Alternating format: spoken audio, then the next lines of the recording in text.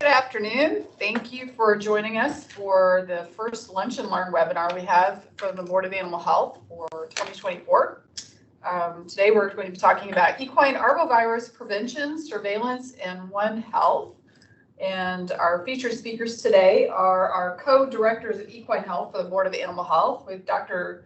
Jennifer Strasser.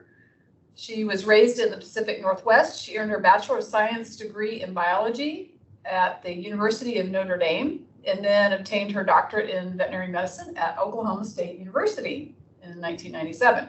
After graduating, she worked primarily as a large animal veterinarian in a mixed animal practice in northern Indiana for 2 years before taking on 2 years of Johne's disease research in the mycobacteria lab at her alma mater at Notre Dame. Dr. Strasser joined the Indiana State Board of Animal Health in 2003 as the meat source safety veterinarian. She later became District 1 field veterinarian in 2005 and has also been our aquaculture specialist since 2008, when that position was created to address the issue of viral hemorrhagic septicemia and other infectious diseases of fish and regulatory importance. So she also took on our equine duties a few years ago, and since then she's also served as an active in District 1 emergency planning and participated in a variety of workshops and exercises in her district as well. She's also joined today by our newest veterinary addition, Dr. Heather Solomon Gable. She was raised in a small town in central Indiana. Dr. Solomon attended Purdue University for her undergraduate degree in animal science, followed by a doctorate of veterinary medicine there. After graduating, she spent 7 years in private practice focused on equine. So she has also joined the Board of Animal Health in 2023 as District 7 veterinarian, where she serves as the agency subject matter expert for equine health. So they're going to be splitting duties on our presentation today. You'll notice we have everyone muted. We invite you to participate with questions in the chat if you can. And later on, we'll open the floor for any questions or comments. And if you're on the phone only, you'll need to do *9 or *6, excuse me, at that point. But right now, we're going to get started with our presentation. So take it away, ladies. Okay, thank you, Denise. Yes, so we'll be talking about equine arboviruses today, and I know this is not the typical time of year that we're thinking about these. Usually summer and fall is when they come to the forefront of our minds, but now is the time to work on prevention.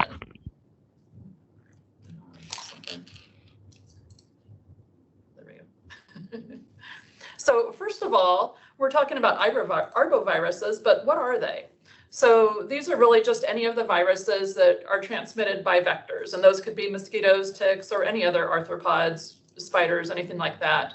And it's just a shorter version of arthropod-borne viruses, taking the letters from those words.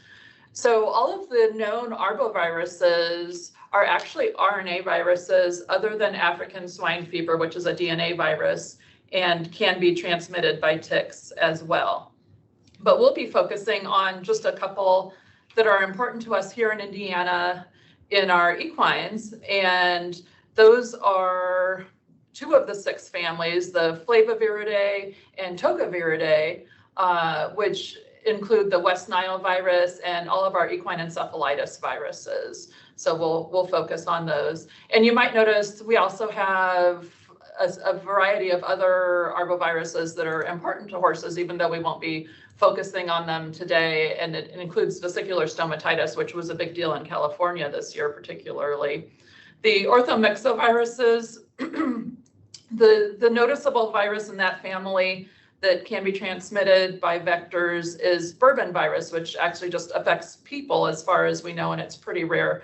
But influenza viruses are part of that family as well, even though they're not transmitted by vectors such as mosquitoes and ticks.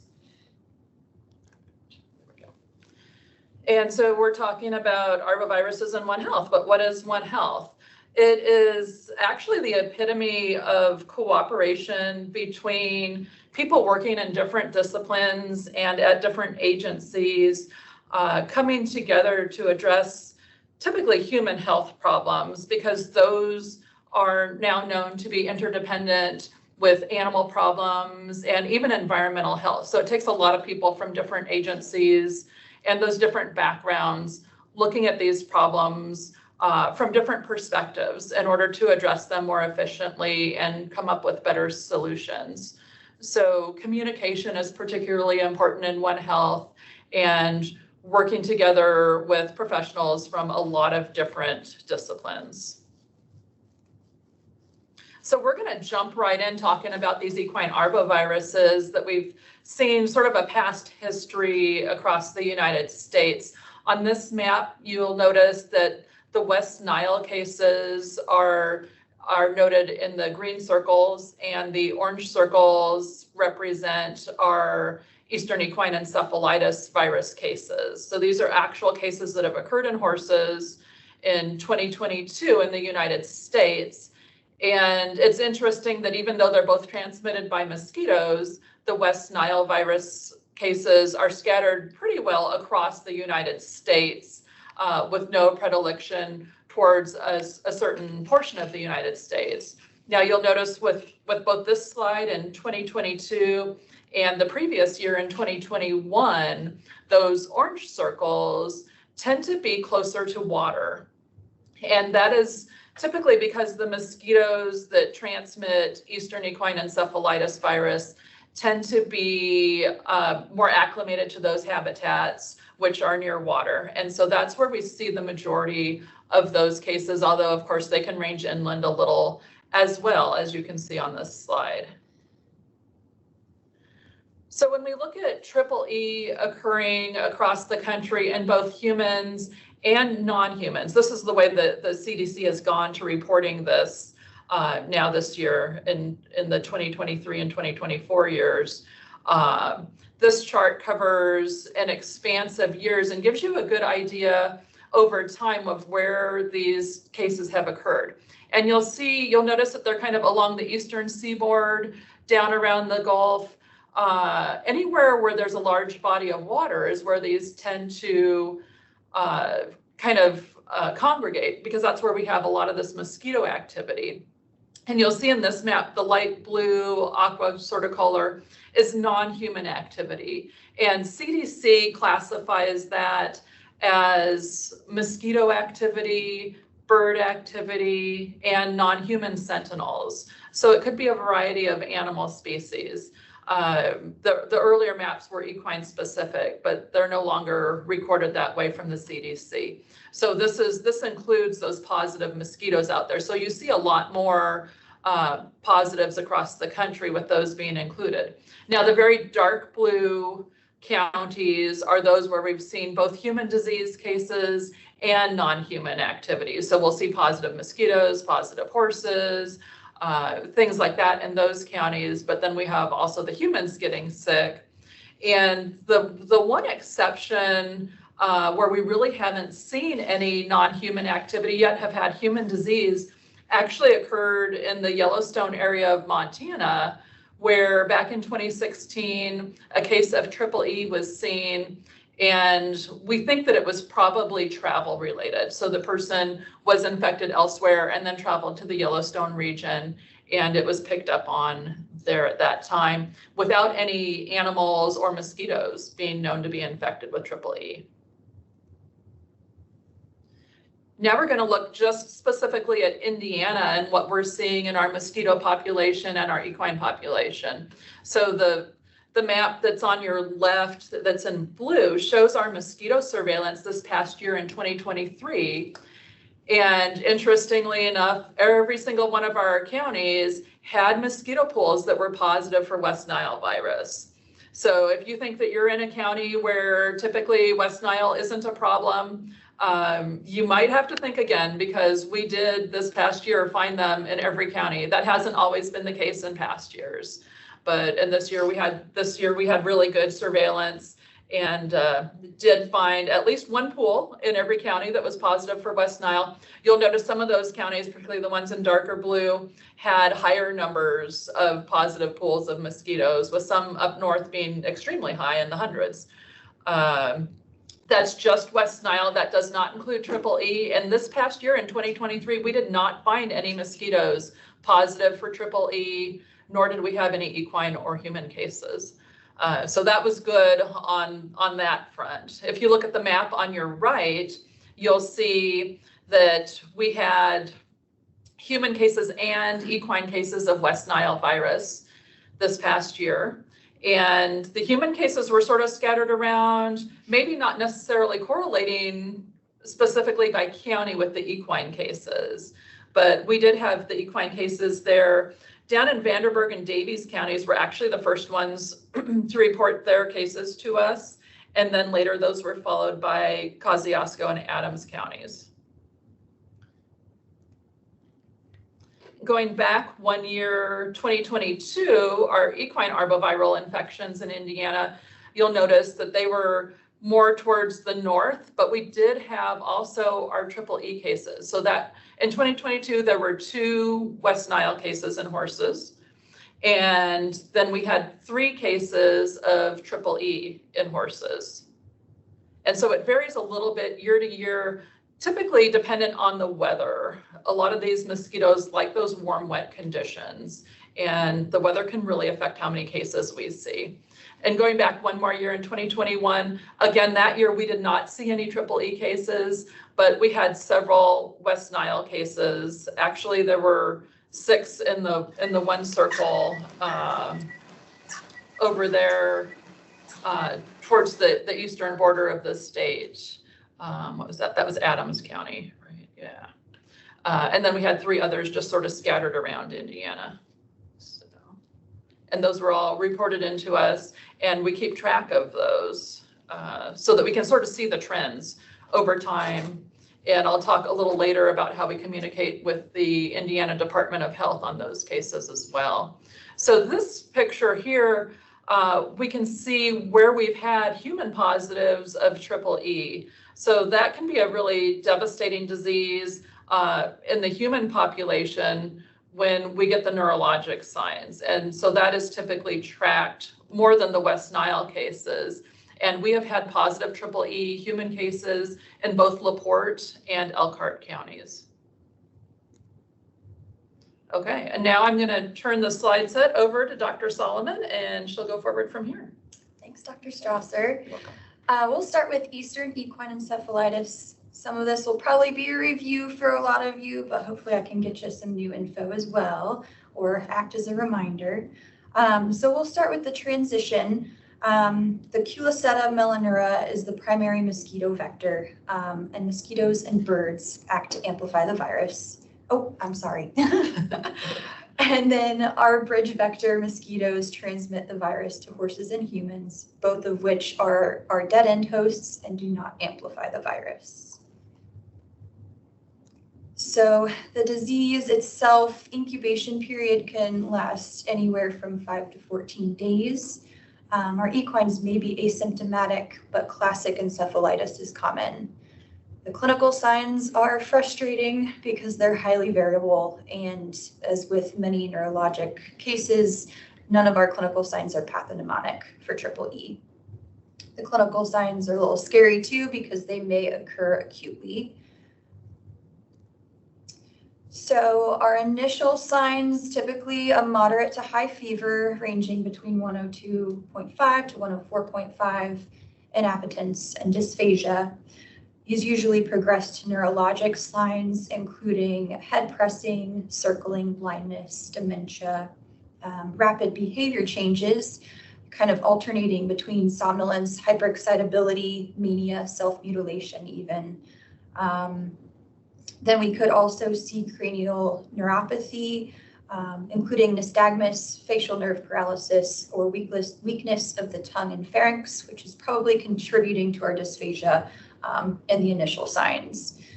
And then coma or recumbency, and eventually death in a lot of cases. Here's just a couple of pictures of some of the clinical signs you could see. On the left, we have head pressing, and then on the right, we have a recumbent horse who's probably been there a minute, as we have evidence of him paddling in place. So treatment for triple E does not exist. We can offer supportive care for those horses that have neurologic signs and fevers. That consists of anti-inflammatories, analgesics, IV fluids, hospital stays potentially. And unfortunately, our mortality rate ranges between 75 to 95%. So this is a pretty serious disease if we encounter it. Death typically occurs pretty quickly, 2 to 3 days after the onset of clinical signs. And it has been noted that survivors may exhibit long-term neurodeficits such as abnormal mentation and or residual spinal cord abnormalities that may show up as weakness, ataxia, lameness even.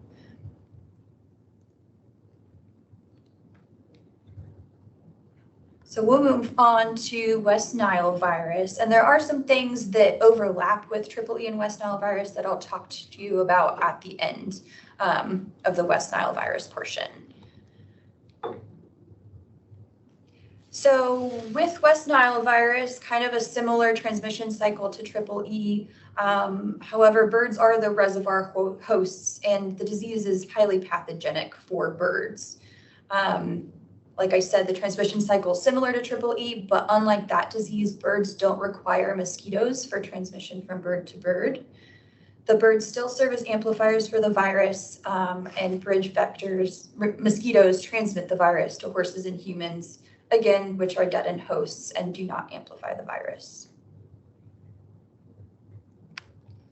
So for the disease itself, in horses, incubation period is a little shorter, 7 to 10 days, a narrower window than EEE. But again, clinical signs are frustrating, highly variable, none are pathognomonic, and it was noted that most of the severe clinical signs occur in the very young and very old, probably those that are immunocompromised.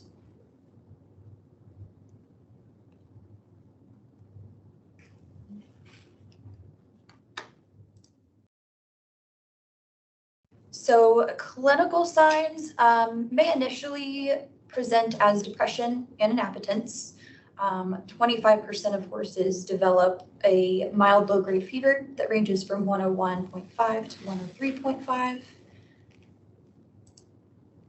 And this typically advances to lethargy and neuropathy. The onset is frequently sudden and progressive, just like EEE.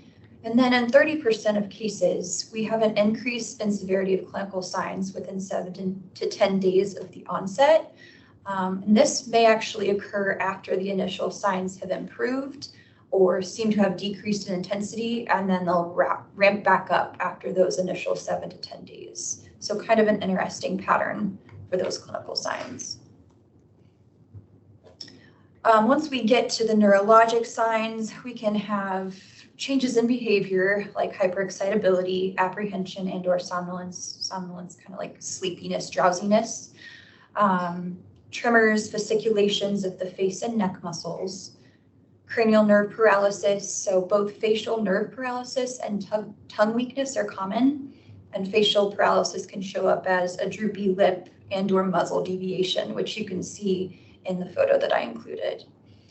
You could also observe head tilt, weakness, ataxia, or dysmetria, and one or all limbs, colic-like signs or recumbency, and even death. Again, no specific treatment for West Nile virus, supportive care only, which again includes anti-inflammatories, analgesics, IV fluids. Many recover partially or fully, but for those that become recumbent, there is a poor prognosis. Mortality rate is about 35% for West Nile, so better chances than EEE, but still not great. So we'll talk about diagnosis now for both of the diseases. It's pretty similar between the two.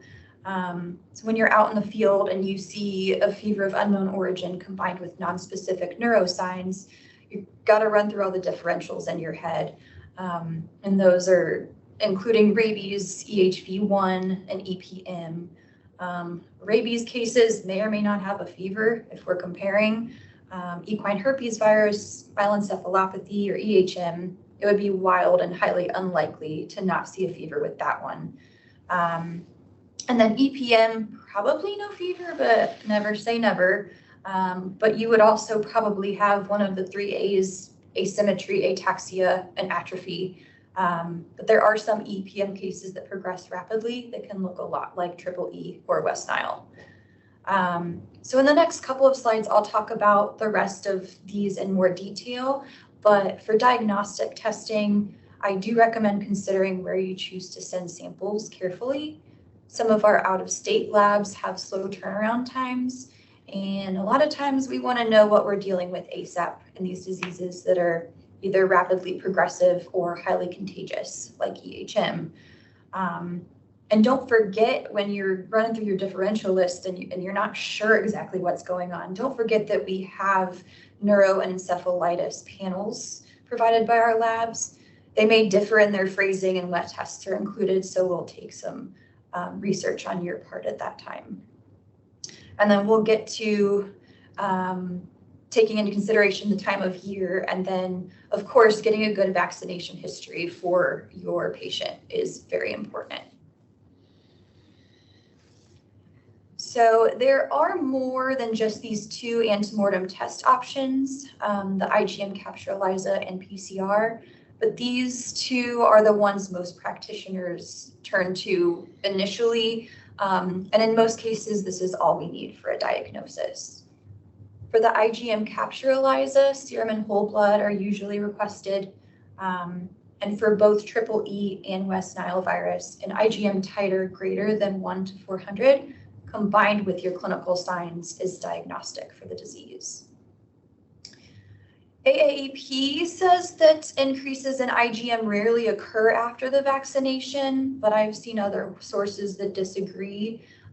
Even some of our labs offer serial testing to distinguish between infection and vaccination. And I did also find a paper by Andrews et al. That researched this in horses and pony foals, and they came to the conclusion that vaccines did not interfere with the ELISA testing. So both ends of the spectrum there.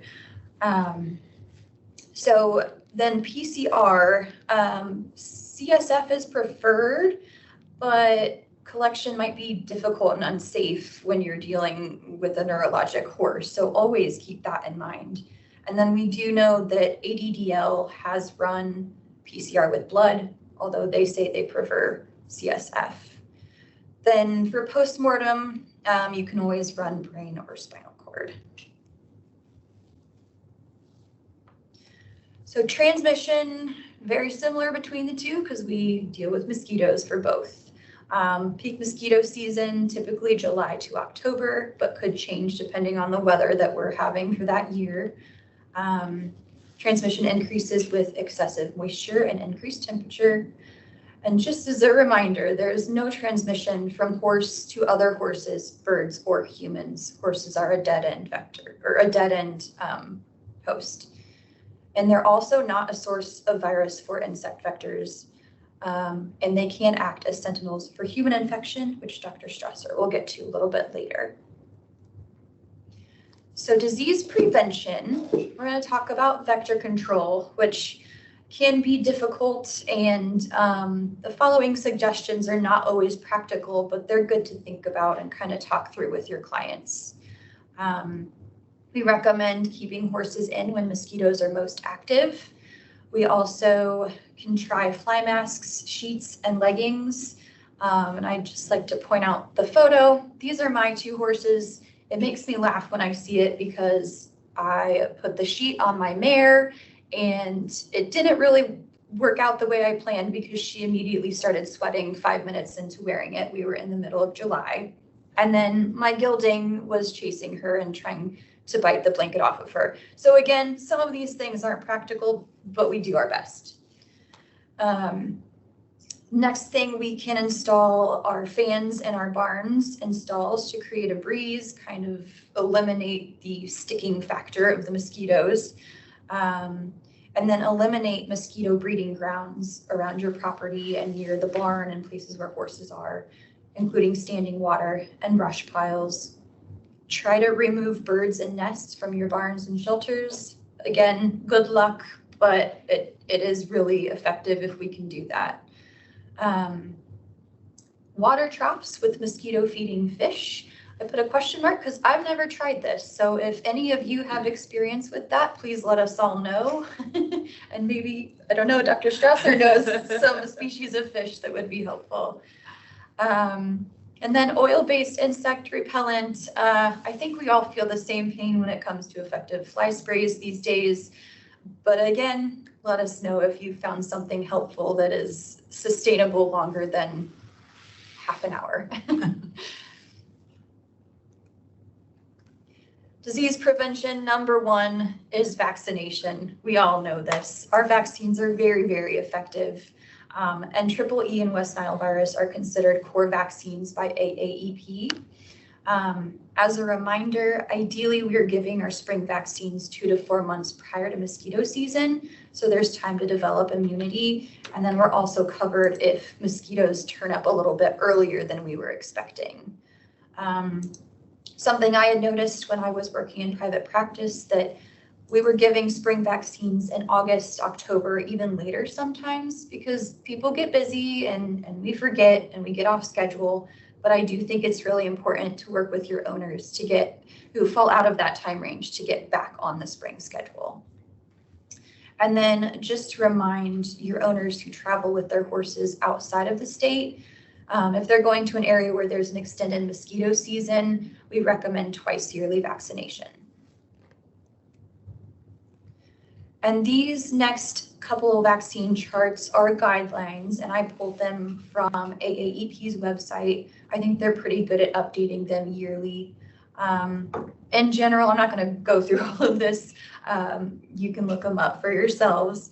But in general, for adults, it's a 2-dose vaccine series for unvaccinated horses or those lacking a vaccination history, and then annual or 6-month vaccination for those who are current and get their vaccine every year.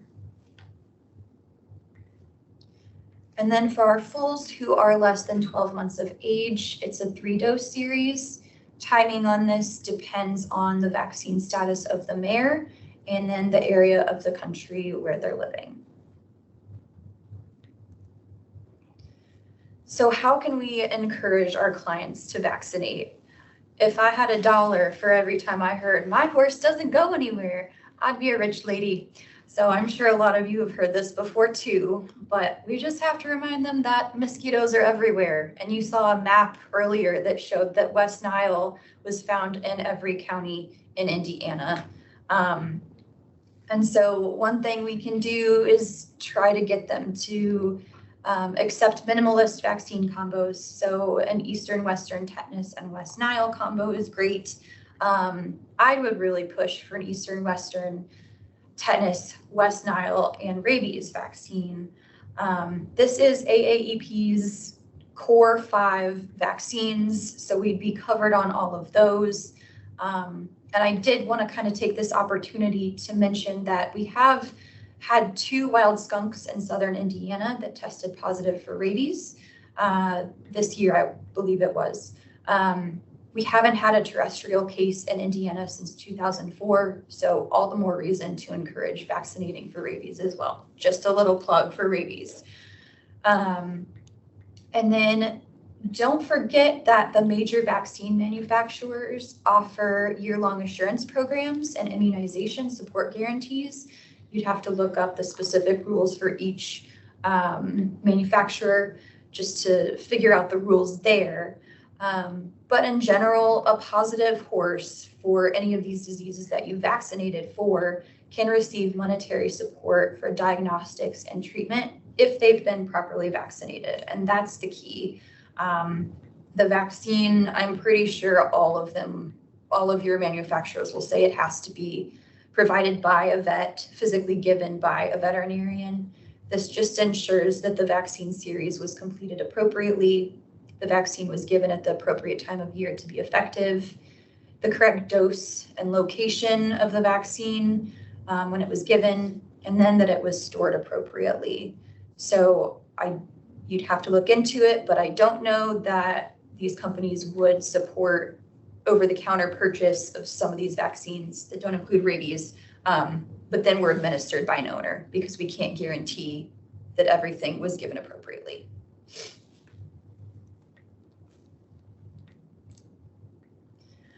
And then just to end, encouraging vaccination. We know how important client education is. I think from my experience, the most effective is face-to-face at our annual visits, if we can get there. And then social media posts. I know AAEP shares posts that have great infographics and stories. I follow them on Instagram, and I think they have great small blurbs that are just one bite sized that kind of alert people to things that are going on at certain times of year. And then there is great educational material from drug manufacturers. Ask your reps, they'd be happy to send you bulletins and even electronic info as well that you can share on your social media accounts. And then I just wanted to shout out, utilize your super duper well-educated, amazing RVTs and RVNs. They worked hard for their degrees. They're competent usually too, and then well-educated. So they can be great resources for our owners as well. As veterinarians, we don't have to be the only ones educating. So keep them in mind. And with that, I will turn it back over to Dr. Strasser. Okay, thanks, Dr. Solomon. That was a great overview of those two diseases and trying to bring clients into compliance on some of this prevention. So our equine EEE surveillance in Indiana is really important both in the equine world, but also to our Department of Health for our human population. And the Board of Animal Health and Indiana Department of Health actually work together, bringing in that One Health aspect in this area. So we encourage testing of any equine that you see that you suspect they might be infected with EEE, because they are sentinels for this disease for the human population. And you saw in those maps earlier that they're not necessarily in the same counties where we've had our human cases in the past, but once we get a case in one of our horses, then we know those mosquitoes are out there, even if they haven't been scooped up in some of our surveillance testing of mosquito populations and haven't found a positive EEE pool. We'll know that they're out there, and we know that we need to take precautions. So horses make perfect sentinel animals because they typically have, despite our best efforts, high exposure to mosquitoes. Dogs and animals like that are also susceptible to EEE, but they typically don't have quite that exposure to the mosquitoes that the horses do. So because of this, there is a veterinary reimbursement program through a combination of the Board of Animal Health and the Indiana Department of Health working together to provide free testing. It's actually a reimbursement. So the testing isn't free up front, but we will reimburse your costs. And there are stipulations on this, and we'll go through those in just a minute. So the Board of Animal Health and the Indiana Department of Health communicate through an arboviral case database. And this helps us keep track of these cases, their locations. If we have counties that have particularly high incidences of cases of EEE, we know to watch that mosquito population. And sometimes the local public health authorities make some of their decisions on vector control based on our equine cases. So it's really important for us to keep track of these and stay in communication. It definitely helps with timely messaging to the public so that we can warn people, that the mosquitoes out there are potentially infected with EEE and they are a danger to their animals and to themselves and should take precautions and put mosquito prevention into their daily routines. So unfortunately, there's sort of a double-edged sword here, because surveillance is limited in those areas where most of our horses are vaccinated. So as veterinary practitioners, we want to see our equine population vaccinated, and we definitely don't want to see them getting sick from some of these preventable diseases. But when we get a highly vaccinated population of horses, we lose those great sentinel animals. So I think the folks at Indiana Department of Health are always happy to have those horse owners that don't listen to us and don't vaccinate their horses. Yeah, some of the requirements for reimbursement for testing for EEE is that the animal must reside in one of the northern tier Indiana counties, and you see those listed here. And also this information is all on the Board of Animal Health website.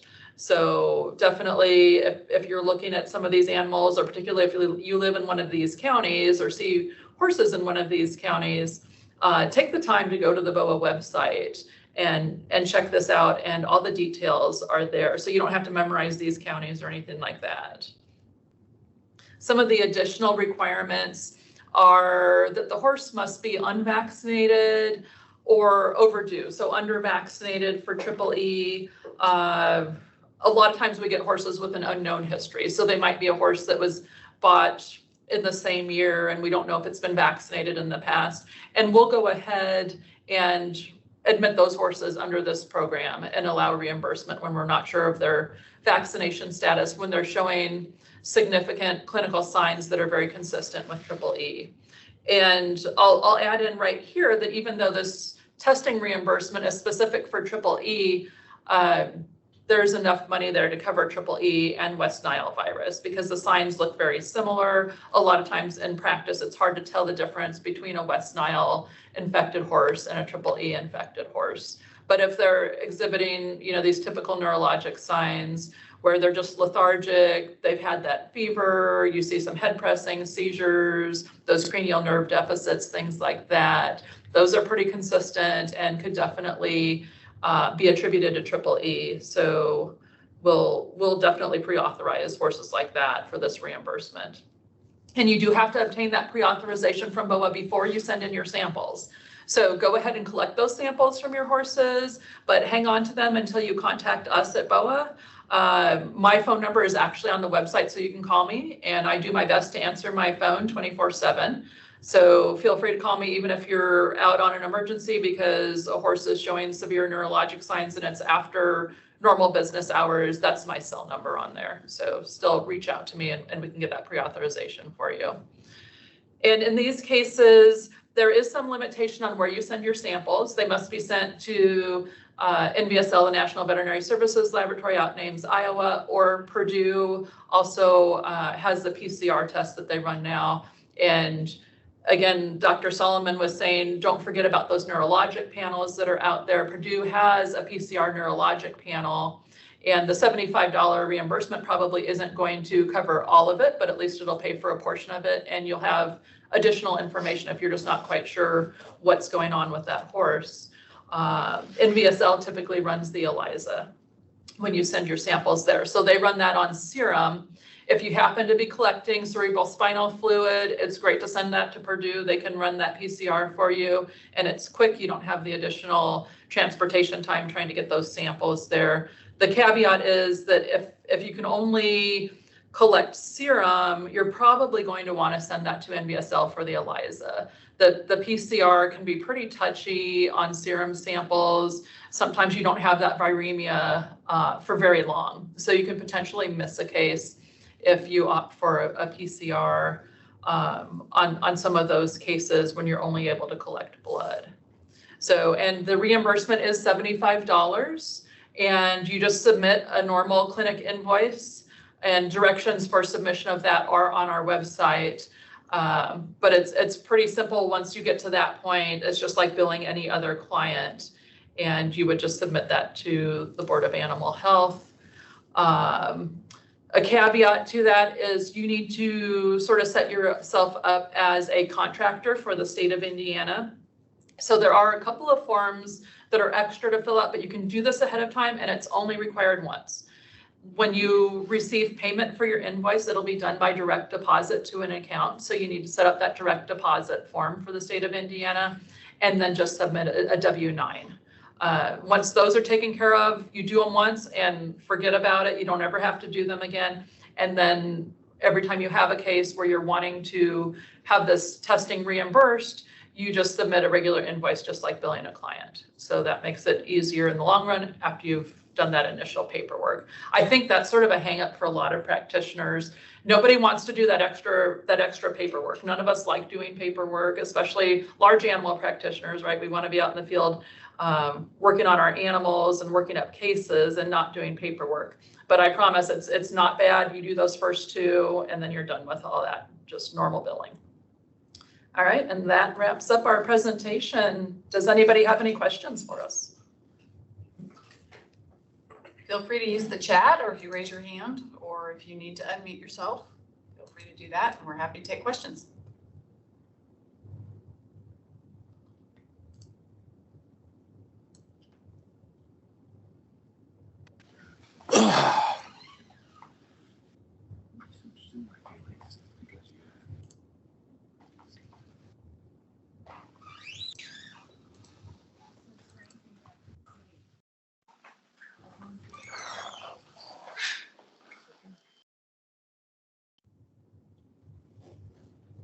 Okay.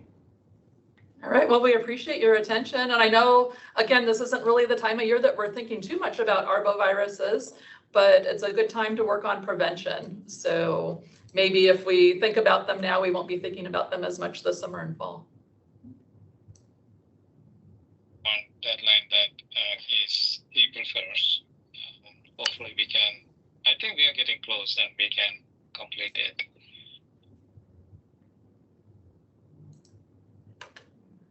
I'm not sure if that was a comment for the group or background noise.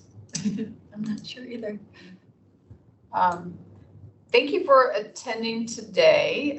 We will be sending out certificates for continuing education credit to the email where you registered. And so just give us a week or two to get that done. After that, we will be putting a copy of this recording on our Indiana Veterinarians YouTube channel. And so others can either review it then or also get continuing education credit as well. Thanks for tuning in, and we will be back next quarter. Thank you.